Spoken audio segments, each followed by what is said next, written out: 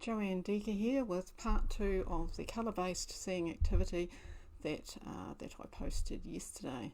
So if you haven't seen part 1, I suggest that you perhaps watch that first before part 2. So for this part, you're going to need a pen and paper, and either your object, if it's small enough, like my object was actually this pattern on the cup, not so much the cup. So you'll either need that object or a photo of it. So what I want you to do for this part is to contemplate your object or the photo of it if it's too big to hold. So I want you to consider the positive aspects of your object, what positive aspects it brings to you, what actually are they, how it brings you those positive aspects, why it brings you those positive aspects, and anything else positive that you can think about around your object.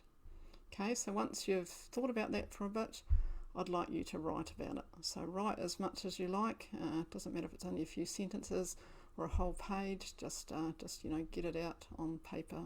All those positive things, and then once you've done that, I want you to go back, go through what you've written, and circle all the important words. Okay. So once you've circled all those words, then I'd like you to see what positive hashtags that you can create around them. So I'll put some examples down below in the comments so you know what I mean.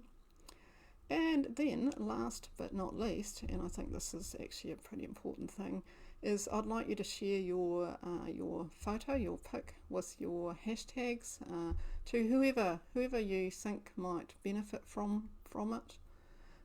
I think that by doing this, hopefully we can uplift not only ourselves but also other people. And time like we're currently in, I don't know, not everyone within this group is from New Zealand, but it's our first day of lockdown in New Zealand, so there's a lot of people that are feeling a little bit stressed out there. So time like this, it's great to uplift as many people as we can.